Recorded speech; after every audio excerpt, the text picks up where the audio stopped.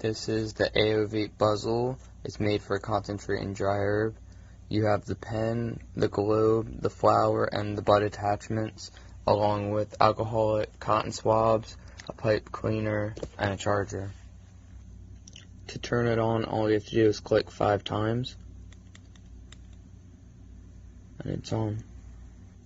You can change the voltage by clicking 3 times. Blue is 3.2 volts or 180 C.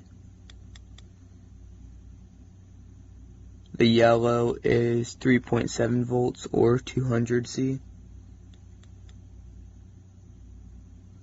And the red is 4.2 volts or 220 C. Now screw on a piece. This is the dryherbvaporizer part, and take off the cap. Now fill with your dry herb.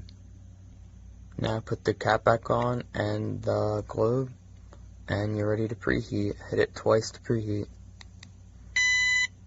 And now it's preheating. For the dry herb, you would like to wait about 15 seconds after the preheat